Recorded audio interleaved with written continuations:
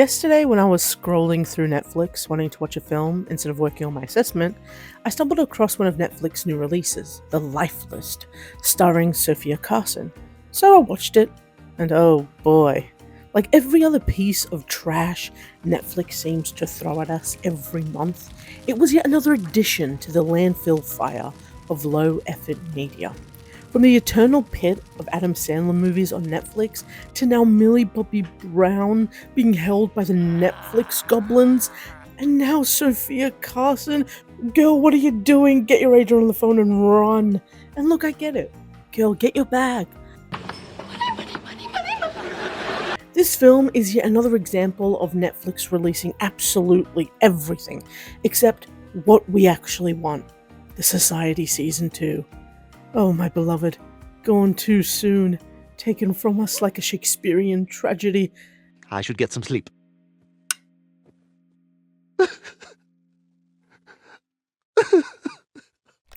Now, back to this hellhole.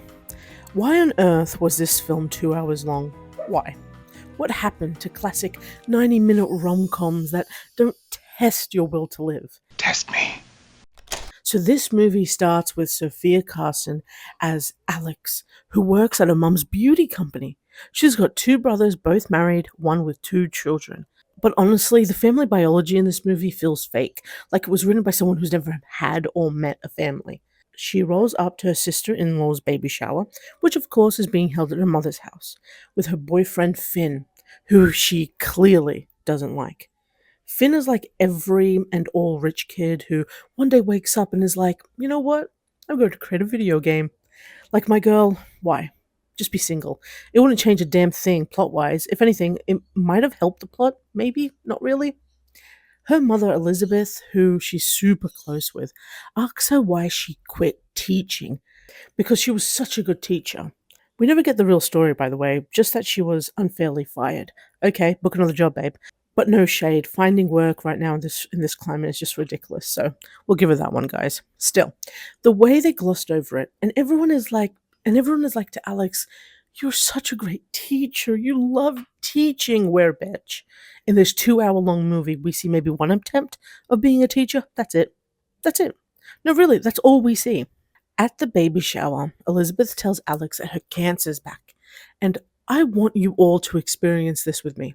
Imagine your mother or loved one tells you they're essentially dying, and this is your response. It's back. Yeah. Okay. Okay, so they'll just have to get rid of it again.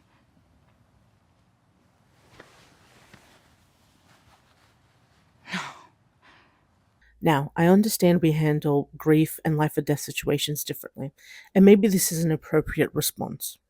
And maybe I've just gotten used to K-dramas because this is a family finding out their dad died.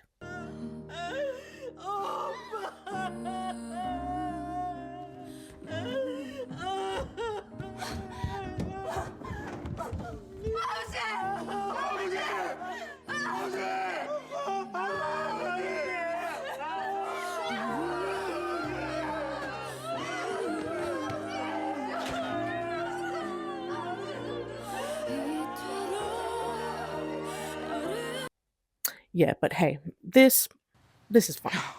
Fast forward, the mother's dead, and Alex and her siblings, with their respective spouses, are at the law firm, awaiting the reading of her mother's will. In comes Brad, played by Kyle Allen.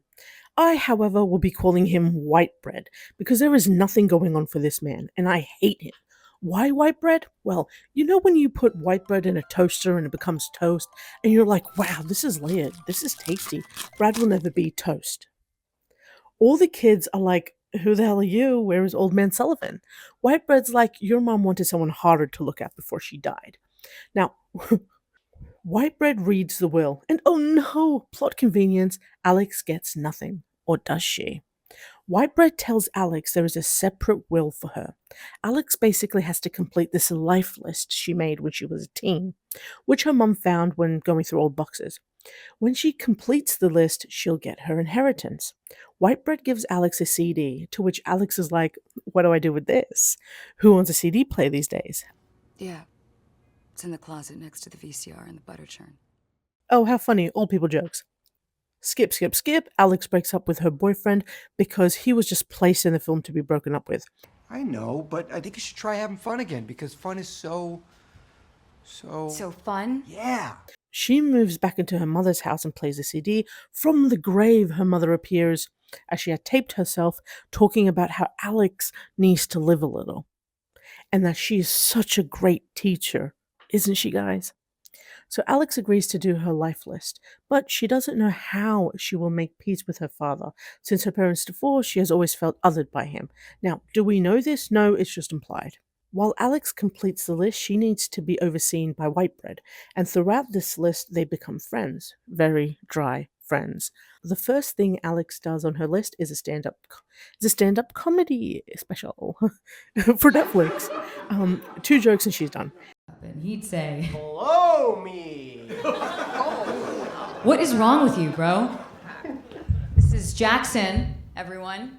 He tried to hit on me backstage and said he wanted to bang my t-shirt. Thought about it for a second, but I really like this t-shirt.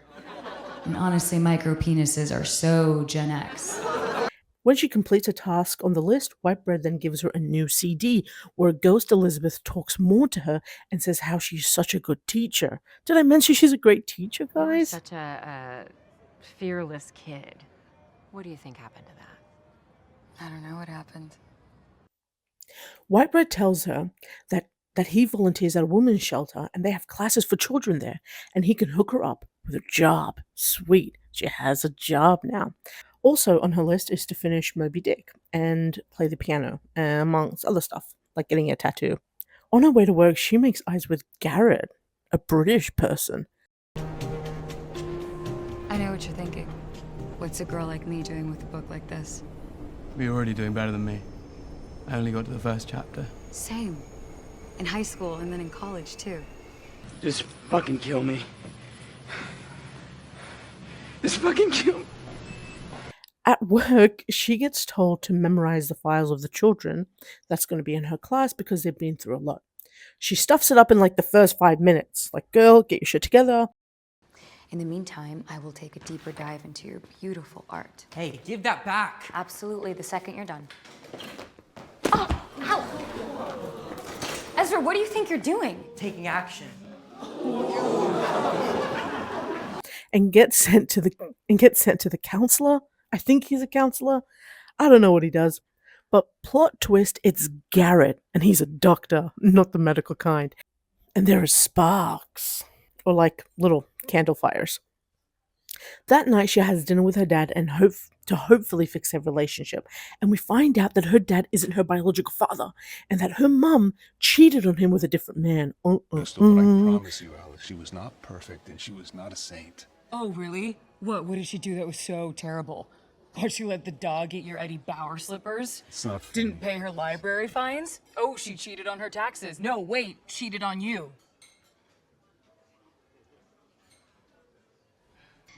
We find this out 45 minutes into the film. This plotline should not have been put in the film at all. It does nothing, because when she meets her real dad later on in the film, it doesn't give her any sort of closure. Now, Whitebread has a girlfriend called Nina, and something that put me off with Alex was when she first saw a picture of Nina in Whitebread's office, she was giving her compliments and being like, how's a girl like her with a guy like you? A total girl's girl, right? Right? Well, we'll see. So Alex is helping Whitebread with buying a tie because now they're besties, which should be unethical, right? Because he's like the reinforcer of her mother's will. Like, what are you doing outside of work hours with a client? Fast forward, Alex learns the piano, becomes a great teacher, and goes on a date with Garrett. They kiss, make it official, cue montage, baby, everything's wonderful. Now, Alex wants Garrett to come over to her place because she always spends times at his, right? Garrett is a rich kid. I think if you talked about memes with him, he would call you uneducated. Garrett is like, of course I'll go to your place and meet your friends and eat your peasant food. At the dinner, Garrett feels isolated and out of place. Alex makes no effort whatsoever to make him feel included.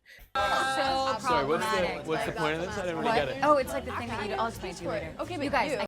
They get into a little fight and he leaves. It's important to mention they did not break up here. They just had a fight. Whitebread agrees to go with Alex to see her biological father because her boyfriend is not answering her calls or texts. Nina is in town and tags along. Nina senses something between them and leaves unexpectedly at night.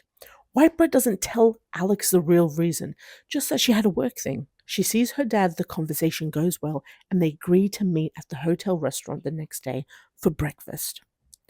She and Whitebread go drinking and dancing because she feels good. Now, this moment changed the way I viewed Alex. Now, you know I never liked Whitebread, but ooh. Her and Whitebread go to their rooms, which is right next door to each other, and there's a door in the room connecting both rooms together. They both open the door, and I kid you not, Alex goes, "Jinx."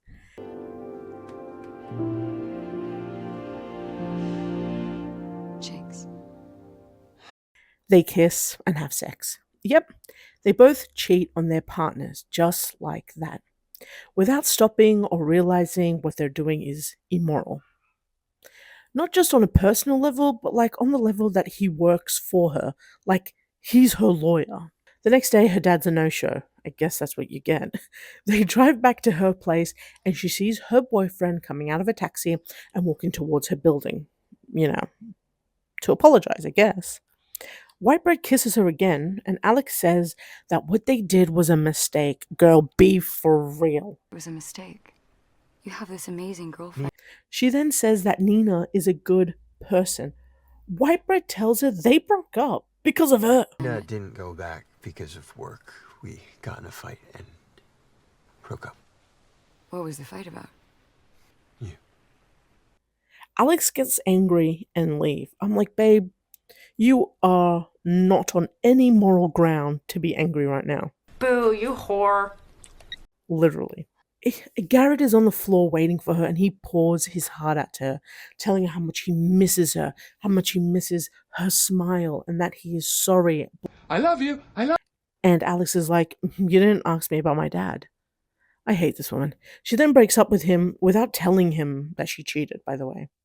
At this point, Alex has completed the list, except finding true love, which her mum knew this outcome, and she's like, don't worry, you still get the inheritance, because no one can just fall in love with someone in less than a year.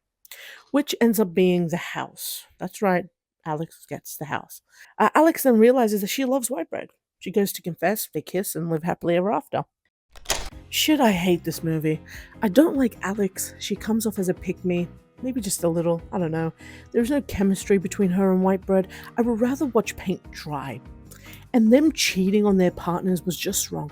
And before you tell me that, well, Whitebread broke up with Nina, I don't care. Because it was like 6 hours ago. It's fresh, so it counts.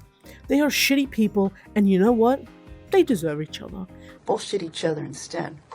Okay? This film was unnecessary, boring, and it was 2 hours that I regret giving away. The Lifeless is just another film that takes the fun out of everything. It's lackluster and trash, and the dialogue just seems alien. Oh, 1 second. You guys need proper nutritional preparation before we commence.